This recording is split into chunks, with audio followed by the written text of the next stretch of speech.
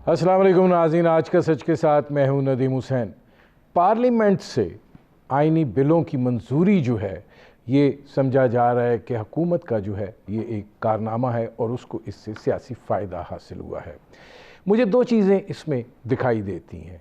एक तो ये कि अपोजिशन जो है वो हर उस मरहले पर जहाँ पर इम्तहान मकसूद होता है और इनको अददी अक्सरियत भी हासिल होती है, ये उस अक्सरियत को पूरा नहीं कर पाते। यहाँ पे भी मुश्तरका इजलास के अंदर अददी अक्सरियत थी लेकिन अरकान गैर हाज़िर रहे और वो बिल जो सेनेट से मुस्तरद हुए यहाँ से भी मुस्तरद हो सकते थे अगर अपोजिशन जो है वो पूरा ज़ोर लगाती। क्यों ज़ोर नहीं लगाया, ये एक सवाल है। दूसरी चीज़ जो है वो ये है कि वज़ीर आज़म इमरान ख़ान से इन्होंने ये डर निकाल दिया कि वो किसी किस्म की भी कानून साजी जैसी वो चाहते हैं करना चाहें तो उनकी राह में कोई चीज़ रुकावट है। ज़ाहिर है सेनेट का उनको था, वो इसका तज़किरा करते थे कि सेनेट के अंदर हमारी मेजॉरिटी नहीं है जिसकी वजह से हमें कानून साजी के अंदर जो है मुश्किलात दरपेश हैं।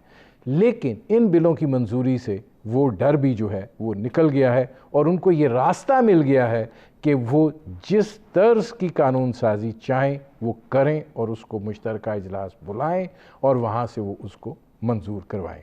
ये एक सियासी फ़ायदा है जो बज़ाहिर उनको दिखाई देता है। तीसरी चीज़ जो है वो ये है कि अपोजिशन जो है उसने बहुत ज़्यादा शोर डाला, ख़ास तौर पर मनी लॉन्ड्रिंग बिल के हवाले से कि इसमें इंसानी हकूक़ की खिलाफ वर्जी जो है वो की जा रही है और इसको हर कीमत पर जो है वो रोका जाएगा। इस कदर हाइप क्रिएट की गई और आखिर में नतीजा क्या निकला कि वो बिल जो है वो मंजूर हो गया। क्या अपोजिशन जो है वो ये देख रही थी कि क्या वो जो कुछ चाहते हैं करवाना अगर वो हो जाता है तो ठीक है, नहीं हो जाता और उनका ये दबाव जो है वो कोई नतीजा खेज़ निकल सकता है तो ठीक है, अगर नहीं निकलता तो मामलात जो हैं वो जिस तरफ जाते हैं उसको देख लिया जाएगा। ये और इस तरह के बहुत से सवालात हैं क्योंकि दिखाई ये देता है कि बज़ाहिर इस सारी सूरत हाल से हकूमती मौक़िफ़ जो है या हकूमती बयानिया जो है उसको तक़वियत मिली है और उसके नतीजे में जो अपोजिशन अपना बयानिया दे रही थी और उसके साथ साथ अवामी मुश्किलात को लेकर जो आगे बढ़ रही थी उसको एक सेटबैक पहुंचा है। इस पर करेंगे बात और इस पर बात करने के लिए मेरे आज के मेहमान से ज़्यादा बेहतर शख्सियत कोई नहीं हो सकती थी। मेरे आज के मेहमान एहसन इकबाल, सेक्रेटरी जनरल मुस्लिम लीग नवाज़। एहसन इकबाल साहब, यहाँ से शुरू करते हैं कि वजह क्या है कि सेनेट और कौमी असम्बली में आपकी अददी अक्सरियत 38 लोग। मेरा मतलब है कि जब मरला आता है आप लोग जो हैं वो फारग होते हैं। जब सेनेट के चेयरमैन के ख़िलाफ़ अदम एतमाद थी तो 64 अरकान थे, जब वोट निकले तो 50 निकले। देखिए, जब हुकूमत के इदारे किसी अमल में उसको डिसरप्ट करने में शरीक हो जाएं तो बहुत मुश्किल होता है उस निज़ाम को आप सही चला सकें। दूसरी बात, कल का जो वोट है उसमें अपोजिशन के अरकान की अक्सरियत थी और हमने बार बार स्पीकर से मुतालबा किया कि रिकाउंट करें, क्योंकि जो वहाँ पे सब ने देखा हुकूमत के एडवाइज़र हैं वो भी काउंटिंग में खड़े थे और उन्हें भी शुमार किया गया और इसी तरह जो अपोजिशन के नुमाइंदे हैं उन्हें अंडर काउंट किया गया। हमने बार बार मुतालबा किया कि आप दोबारा रिकाउंट करें, रिकाउंट नहीं तो हाउस कोई डिवीज़न करें जिसमें बड़ा ट्रांसपेरेंट हो जाता है किसके पास कितने हैं। स्पीकर ने नहीं किया। असल मसला ये है, कल के दिन ना अपोजिशन निशाना बनी है। हादसा किसका हुआ है? हादसा हुआ है इस निज़ाम का, हादसा हुआ है पार्लियामेंट का। पार्लियामेंट जिसकी कुछ इक़दार थी, जिसकी कुछ वैल्यूज़ थी, जिसकी कुछ सैंक्टिटी थी, जिस तरीके से हुकूमत ने स्पीकर के साथ मिलकर इस कानून को बुलडोज़ किया है, मेरी 25-30 साल पार्लियामानी हिस्ट्री में 5 दफ़ा मैं कौमी असम्बली का मेंबर रहा हूँ, अपोजिशन भी देखी है, हुकूमत भी देखी है, कभी इस तरह का कॉन्डक्ट पार्लियामेंट के अंदर नहीं देखा। आप ज़रा इसमें दो छोटे छोटे सवाल फिर इधर वापस आते हैं। इमरान खान साहब ने अपनी तकरीर में कहा कि ये मनी लॉन्ड्रिंग बिल की मुखालफत क्यों करते हैं अगर इनको कोई मसला दरपेश नहीं है, नंबर 1। नंबर 2, انہوں نے یہ بات کی کہ جو نیب کے ساتھ انہوں نے تشویش کا اظہار کیا، 40 لاز ہیں، اس میں 34 میں یہ ترمیم لے کر آ گئے ہیں، اس کا مطلب ہے کہ نیب کو ختم کر دو۔ دیکھیے عمران خان صاحب مسلسل لوگوں کو گمراہ کر رہے ہیں۔ فیٹ ایف کے اوپر اپوزیشن نے حکومت کے ساتھ تعاون کیا، 2 قوانین ایسے تھے کہ جو متفقہ طور پہ پاس ہو گئے، 7 قوانین ایسے تھے کہ جس میں حکومت نے بغیر دیکھے ترامیم کی، اس کو میں لا لے کر آ رہے تھے، اور جب اپوزیشن نے اس میں ترامیم ڈالیں تو خود حکومت کی آنکھیں کھل گئیں کہ کتنے فالٹی لاز تھے۔ تو 7 قوانین میں حکومت مجبور ہو گئی کہ ان قوانین کو ترمیم کرے اپوزیشن کے کہنے کے مطابق، لہذا وہ بھی پاس ہو گئے۔ 2 قانون ایسے تھے کہ جو اتنے گمراہ کن کیا، اتنے وہ ہنسی والے تھے اور اتنے وہ ڈریکونین تھے کہ حکومت بھی انہیں ڈیفینڈ نہیں کر سکی، وہ واپس ہو گئے۔ باقی یہ جو 3 رہ گئے تھے، اس میں کچھ شکیں تھیں جن کے اوپر ہمارے کیا تحفظات تھے۔ دیکھیے اصل بات یہ نہیں ہے کہ ہمیں کس بات کا ڈر ہے، ہمیں تو حکومت نے پکڑ لیا، ہم سب جیلیں دیکھا ہیں، اب دوبارہ کیا پکڑ سکتے ہیں، اگر پکڑ بھی لیں گے تو کوئی فرق نہیں پڑتا۔ آپ نے یہ فیصلہ کرنا ہے کہ پاکستانی ریاست کس طرح کی ریاست بنے گی۔ کیا یہ ایک ایسی ریاست بنے گی جس میں شہریوں کے فنڈامنٹل رائٹس محفوظ ہوں گے، یا آپ نے اس کو ایک سرویلنس ریاست بنانا ہے کہ جہاں پہ ندیم حسین صاحب کے لیپ ٹاپ میں بھی جب کوئی چاہے گھس کے سرویلنس کرے، آپ کے موبائل کی بھی جب کوئی چاہے سرویلنس کرے، آپ کی کمرے کی ڈرائنگ روم کی بھی جب چاہے کوئی سرویلنس کرے؟ کیا ہم اس ملک کو ایک سرویلنس اسٹیٹ بنانا چاہتے ہیں، یا اس ملک کے اندر لوگوں کے بنیادی حقوق بھی محفوظ ہوں گے؟ اس کے اوپر ہمارے تحفظات تھے۔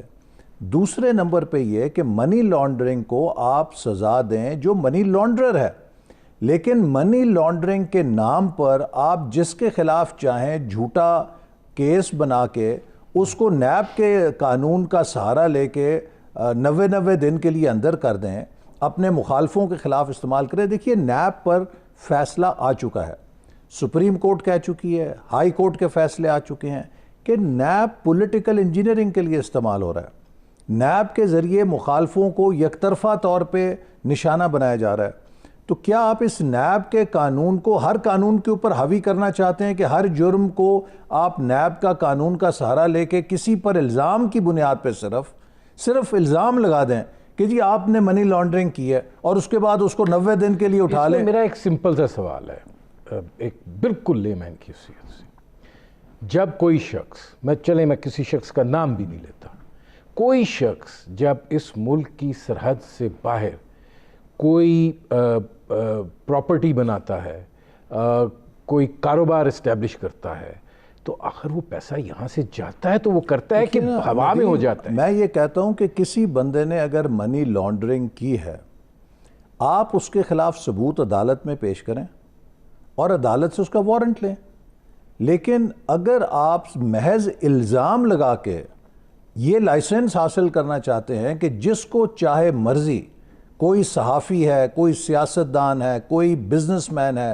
جو آپ کی بات نہیں مانتا، آپ نے کسی منی چینجر سے کچی رسید لینی ہے اور اس کے بعد اس پہ الزام لگا دینا جی آپ نے اتنے کروڑ کی منی لانڈرنگ کی ہے، باہر پیسہ بھیجا ہے ہنڈی سے، آ جائیں اب آپ 90 دن کے لیے غائب ہیں، نہ آپ سورج دیکھ سکتے ہیں، نہ آپ روشنی دیکھ سکتے ہیں، حکومت آپ کو کسی قید خانے میں ڈال دے، آپ کو کسی زیر زمین خانے میں بند کر دے، آپ کے ساتھ جو سلوک کرے، 90 دن تک آپ ضمانت نہیں لے سکتے، آپ کی کوئی داد رسی نہیں ہوگی۔ آپ مجھے بتائیے کہ اس قسم کے قوانین کو آپ جوڑیں ذرا اس چیز سے، آپ یہ بتائیے کہ اتنا زیادہ اگر تحفظات تھے، اس پہ بات بھی ہوئی، آپ لوگ عددی اکثریت میں تھے، یہ بھی کہا گیا کہ انڈیا جو ہے وہ پاکستان کو FATF میں بلیک لسٹ میں لگانا چاہتا ہے، وہاں پر اس بیانیے کو بھی آپ لوگوں نے اپنے اوپر سجا لیا کہ جی آپ بھارتی بیانیے کے ساتھ ہیں اور اس کے ساتھ ہیں، اور لیکن آپ نے وہ کوشش کہ آپ اس بنیاد کے اوپر کہ انسانی حقوق کی خلاف ورزی ہو رہی ہے، آپ اس لڑائی تو شو کرتے ہیں نا. دیکھیے ہم نے یہی تو لڑائی شو کی ہے. یہ ساری بات جو تھی اسی بنیاد سر پر وہ عددی اقلیت میں تھے، وہ جیت گئے. وہ جیتے، وہ جیسے اسی طرح جیتے ہیں نا کہ دھاندلی کے ساتھ. جیسے آر ٹی ایس کا نتیجہ تھا 2018 میں پی ٹی آئی جیتی تھی، ہاری ہوئی تھی، اس کی 70-80 سے 120 سیٹیں کیسے ہو گئیں؟ اسی طرح جو گنتی ہے وہ سپیکر نے دھاندلی کی ہے. ہم نے بار بار چیخا کہ ری کاؤنٹنگ کریں، اس کی نہیں کرائی، دوبارہ اس نے ری کاؤنٹنگ نہیں ہونے دی، اور نتیجے دن ہمیں پھر بائیکاٹ کرنا پڑا. ہم نے بائیکاٹ اس کاؤنٹنگ کے خلاف کیا جو دھاندلی کے ساتھ نتیجہ اناؤنس کیا گیا. وہاں پہ اپوزیشن اکثریت میں تھی، اور انہوں نے غلط کاؤنٹنگ کے ذریعے، دیکھیے یہ میں کہہ رہا ہوں نا کہ یہ عوام کا اعتماد پارلیمنٹ سے، ہر ادارے سے اس قدر تباہ کر رہے ہیں کہ یہ ملک انارکی کی طرف جا رہا ہے. ناظرین، مسلم لیگ نواز کے سیکرٹری جنرل احسن اقبال سے ہماری گفتگو جاری ہے. وقت ہوا ہے مختصر ایک مشہور بریک کا. ملتے ہیں اس وقفے کے بعد.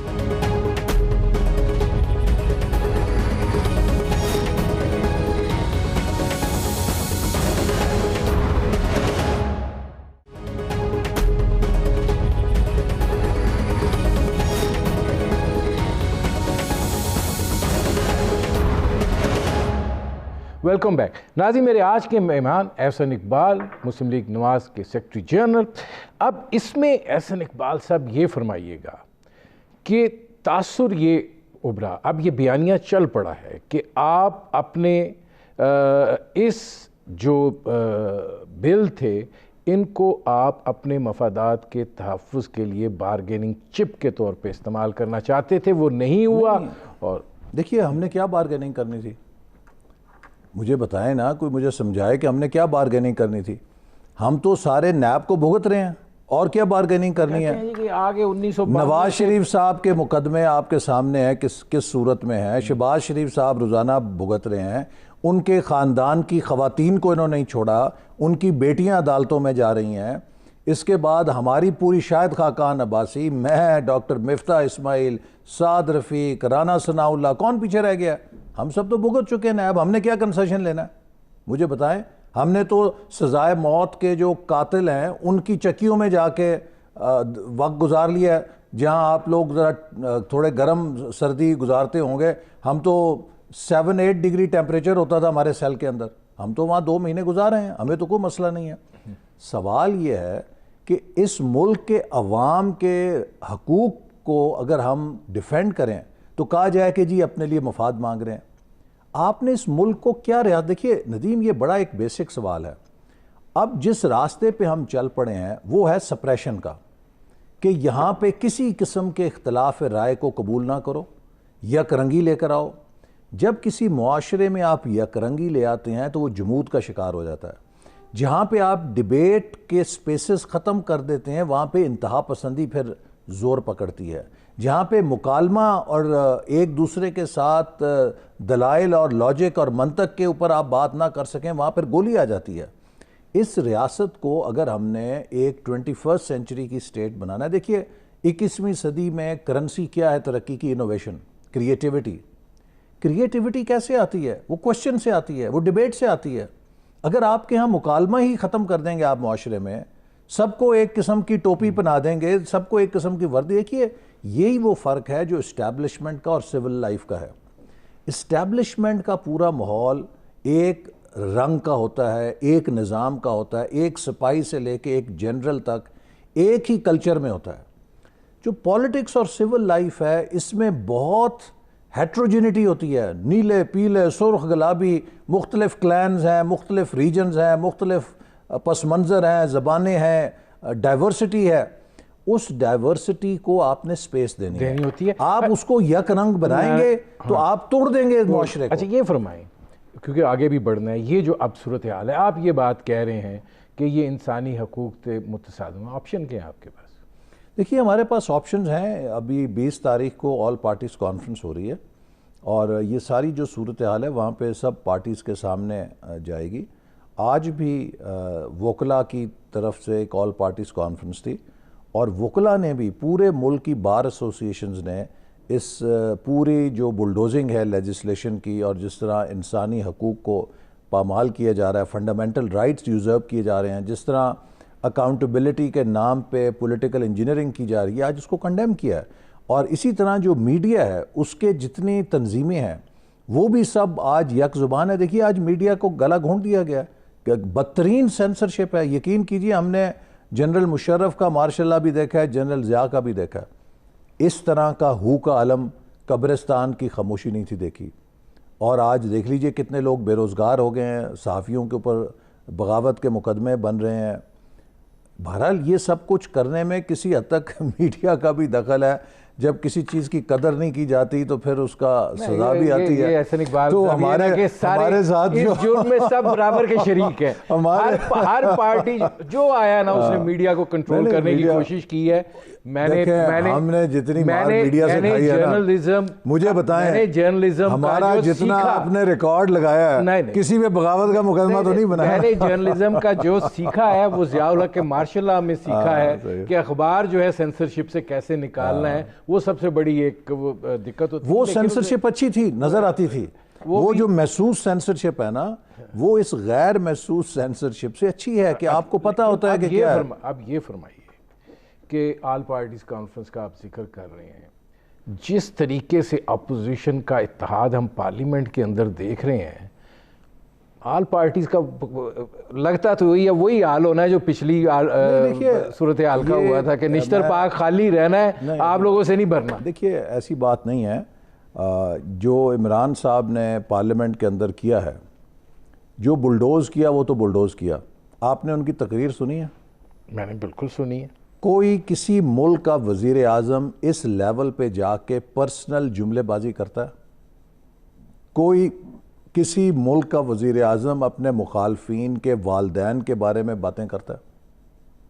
یعنی کہ ایک کاؤنسلر لیول کا جو شخص الیکشن لڑتا ہے اس کے اندر بھی کچھ اخلاقیات ہوتی ہے، اس کے اندر بھی کچھ رواداری ہوتی ہے۔ اب جس سطح کے اوپر یہ وزیر اعظم صاحب گفتگو فرماتے ہیں تو یہ تو ہم سب کا بھلا کر رہے ہیں، انہوں نے تو اپوزیشن کو اور جوڑ دیا۔ جس طریقے سے بلڈوز کیا، جس طریقے سے وہاں پر کسی کو اجازت نہیں دی، نہ لیڈر آف کبھی ہوا یہ لیڈر آف اپوزیشن کو بولنے سے روکا جائے۔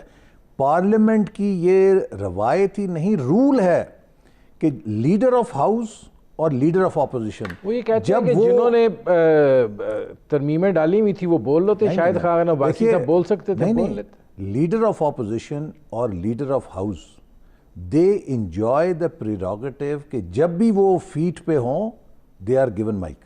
یہ پارلیمان کا رول بھی ہے اور پارلیمان کی روایت بھی ہے کہ leader of opposition and leader of house are never interrupted. ان کا یہ بنیادی حق ہے، وہ کسی وقت بھی کھڑے ہو کے اپنی بات کر سکتے ہیں۔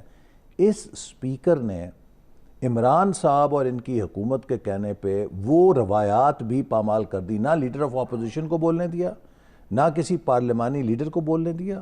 آج بھی یہی ہوا اور اس کے اوپر پھر بائیکاٹ ہوا، کورم ٹوٹ گیا۔ بات یہ ہے کہ آپ یہ کس قسم کا جمہوریت چلانا چاہ رہے ہیں؟ یہ تو فیشزم ہے، یہ تو ہٹلر کی پالیسیز ہیں۔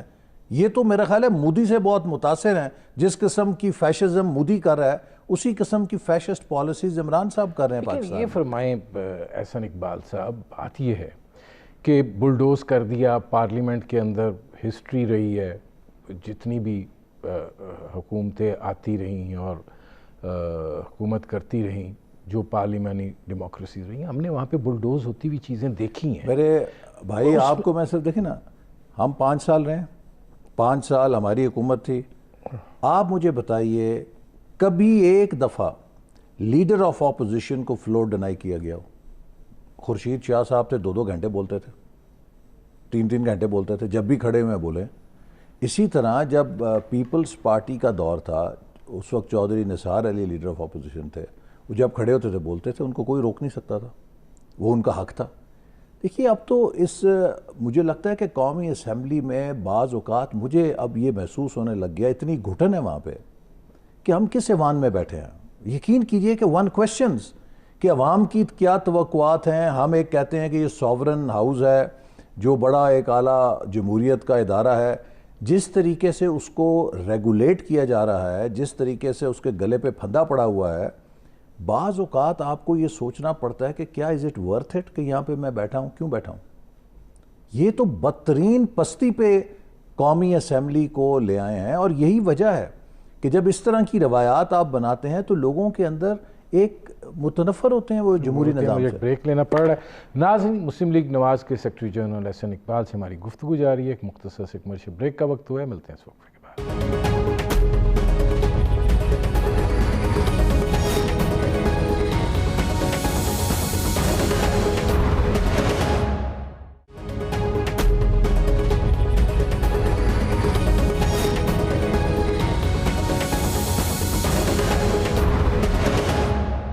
Welcome back. ناظرین، میرے آج کے مہمان احسن اقبال، سیکرٹری جنرل مسلم لیگ نواز، ان سے ہماری گفتگو جاری ہے۔ احسن اقبال صاحب، آپ کہہ رہے ہیں کہ حکومتی رویے نے اپوزیشن کو یکجا کر دیا ہے۔ میں آج بلاول بھٹو صاحب کو بھی سن رہا تھا اور آج میں شہباز شریف صاحب کو بھی سن رہا تھا۔ بلاول بھٹو صاحب نے اپنی پارٹی کی تاریخ اور اس کی قربانیوں کا ذکر کیا، اور اس میں شہباز شریف صاحب نے اپنی ستائش کا جو ہے وہ حصہ ڈالا۔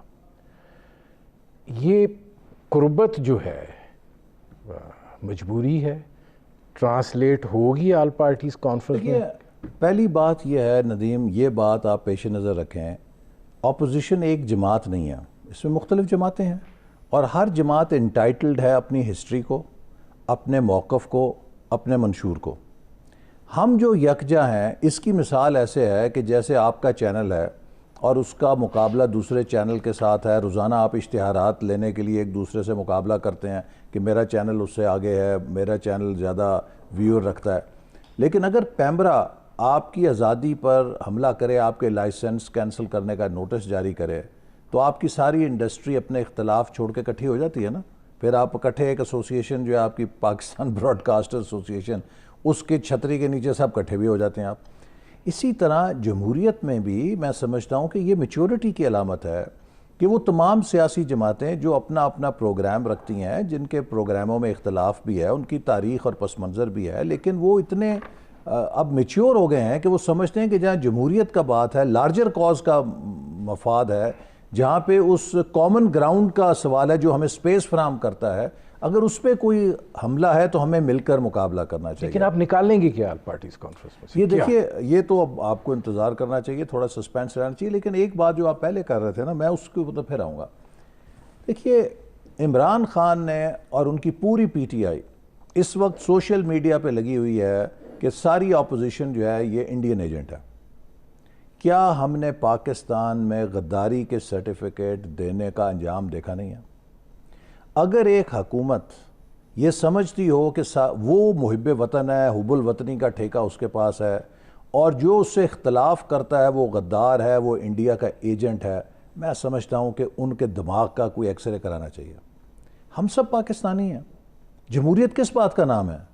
دیکھیے، میں پی ٹی آئی کو غدار نہیں کہہ سکتا، مجھے عمران خان کے ساتھ شدید اختلاف ہے، لیکن میں یہ نہیں کہہ سکتا کہ یہ انڈیا کے ایجنٹ ہے۔ وہ پاکستانی ہیں، جو پی ٹی آئی کو ووٹ دیتے ہیں وہ بھی پاکستانی ہیں، پیپلز پارٹی کو جو ووٹ دیتے ہیں وہ بھی پاکستانی ہیں۔ ہمیں اس بات کو تسلیم جب تک کرنا نہیں آئے گا کہ ہماری رائے جدا ہو سکتی ہے، ہمارا نظریہ جدا ہو سکتا ہے، لیکن ہم سب پاکستانی ہیں اور ہم سب پاکستان کے ویل وشر ہیں۔ ہمارے یعنی کہ آپ نے جیسے یہاں سے جانا ہو ایک شہر سے دوسرے شہر، ہو سکتا ہے کہ روٹ کا فرق ہو، آپ کہ میں نے اس روٹ سے جانا ہے، میں کہوں اس روٹ سے زیادہ بہتر ہے، کوئی کہہ نہیں اس روٹ سے بہتر ہے، منزل سب کی ایک ہے، ہم سب پاکستان کو مضبوط دیکھنا چاہتے ہیں۔ اب اس میں اسی سے ریلیٹڈ میرا ایک سوال ہے، آپ یہ سمجھتے تھے کہ منی لانڈرنگ کا جو بل ہے وہ بنیادی انسانی حقوق کے خلاف ہے، اس کے اوپر آپ لوگوں نے ایک سٹینڈ لیا، سینٹ میں آپ کی اکثریت تھی، آپ نے اس کو مسترد کروا لیا، گو کہ بڑی تھن، اس کے بڑا کلوز وہ بھی تھا، بس ہو گیا، پتہ نہیں کس طرح ہو گیا مسترد۔ اس کے بعد اگر آپ یہ سمجھتے تھے، مخالفت آپ کر رہے تھے، کرنا آپ کا رائٹ ہے، کوئی ڈینائی نہیں کرتا، لیکن یہ جو بیانیہ اس کے ساتھ منسلک ہوا کہ آپ نے اس کو نتھی کیا ہے اپنے آپ کو نیب کے اثر سے نکالنے کے لیے، وہ پھر کیوں اس تاثر کو کیوں پیدا ہونے؟ آپ کو سمجھایا ہے کہ نیب سے کیا نکالنا ہے، ہم تو سب بھگتی کھڑے ہیں نیب، اور کیا توپ چلا لینی ہے نیب نے, کوئی 6 مہینے بھگتا ہے, وہ کوئی 1.25 سال ترمیمیں بھگتا یہ ہے. لے کر آگے جس کے نتیجے میں ان کے کیسز بھی ختم ہو جاتے ہیں, جس کے نتیجے میں ہم صرف یہ کہتے ہیں کہ سپریم کورٹ نے جو آبزرویشنز دی ہیں, جو اسلامی نظریاتی کونسل نے آبزرویشنز دی ہیں کہ اس میں جو شکیں ہیں وہ غیر اسلامی ہیں, آپ ان کو نکال دیں. دیکھیے انصاف کے اوپر تو ہونا چاہیے نا. مثال کے طور پہ اگر اس ملک کے اندر کوئی بندہ 50 لوگوں کو 100 لوگوں کو قتل کر دیتا ہے, اب یہ جو واقعہ ہوا ہے سیالکوٹ موٹر وے کا, کتنا گھنونا جرم ہے, گھنونے سے گھنونا. اس مجرم کے لیے بھی 14 دن کا ریمانڈ ہے, اور آپ نیب کے قانون کے تحت کسی پر جھوٹا الزام لگا کے 90 دن کا ریمانڈ لے کے اسے غائب کر دیتے ہیں. کیا یہ ناانصافی نہیں ہے؟ اور پھر عدالت میں جا کے یہ ثابت ہوتا ہے کہ آپ کے پاس کوئی کیس نہیں تھا, کوئی بنیاد نہیں تھی, آپ نے لوگوں کو ناجائز رکھا. جن لوگوں کو 1 سال 6 مہینے آپ نے ان کے بچوں سے دور رکھا, ان کے فیملیز کی کردار کشی کرائی, ان کو ذہنی اور جسمانی اذیت میں رکھا, کون اس کا جواب دے گا؟ کوئی یہ دیکھیں نا, یہ صرف حکومت تو نہیں ہے. 2 سوال آپ سے پوچھنے لگا ہوں تاکہ لوگ آپ کی سہولت کے لیے. آپ سمجھتے ہیں کہ یہ آئین کے بنیادی پیرامیٹرز کے خلاف ہے؟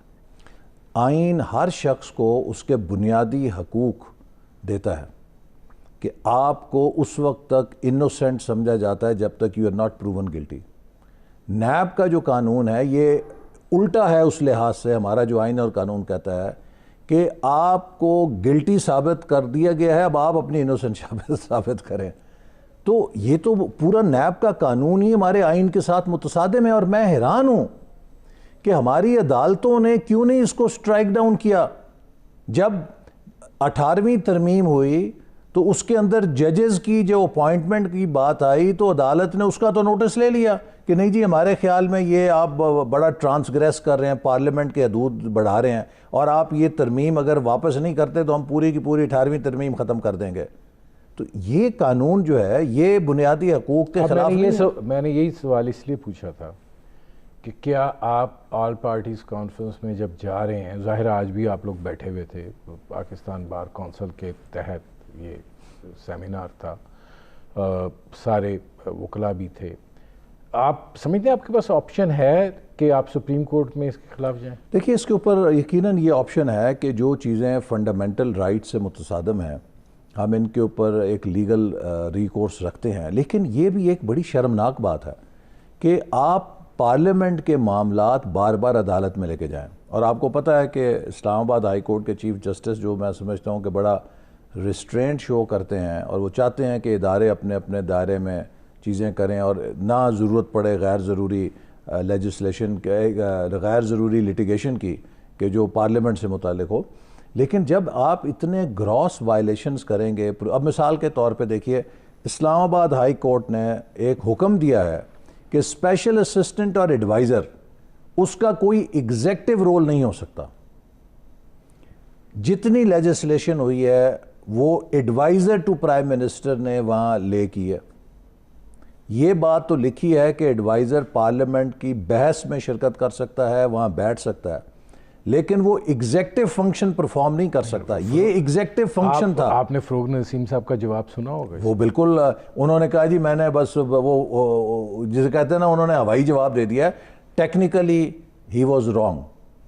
جو اسلام آباد ہائی کورٹ کا فیصلہ ہے اس میں بہت وضاحت کے ساتھ لکھا ہے اسپیشل اسسٹنٹ اور ایڈوائزر یہ نہ اسپوکس مین ہو سکتے ہیں, نہ یہ ایگزیکٹو آفس بیرر ہو سکتے ہیں, یہ صرف معاونت کر سکتے ہیں. تو جو ایڈوائزر ہے اس نے تو وہاں پہ وہ بلز لے کی ہیں, that is an executive function. آپ یہ نہیں سمجھتے کہ حکومت جو ہے کل اس کے اعتماد میں بھی اضافہ ہوا ہے, اس کو آگے کی جو سوچ رہے ہیں اس کی تقویت بھی ملی ہے, اور اپوزیشن جو ہے وہ بہت ایک کمزور. ویسی بات نہیں. دیکھیے ہم تو کہتے ہیں اور اعتماد میں اضافہ ہو اور ہم حقیں کریں گے. ابھی ان کی دیکھیں جو ہوتا ہے نا کمپٹیشن میں وہ بڑے ہوش کے ساتھ چلتا ہے. یہ تو کمپٹیشن میں ایسی حماقتیں کر رہے ہیں, اگر ان کو اعتماد ہو گیا تو یہ تو میں کہتا ہوں مزید حماقتیں کیا میگا حماقتیں کریں گے. تو ٹھیک ہے, ہمیں تو فائدہ ہے. میرے پروگرام کا وقت ختم ہو رہا ہے. بہت شکریہ احسن اقبال صاحب. ناظرین, آپ نے مسلم لیگ نواز کے سیکرٹری جنرل احسن اقبال کی گفتگو سنی. اب تک کے لیے اتنا ہی. اجازت دیجیے. اللہ حافظ.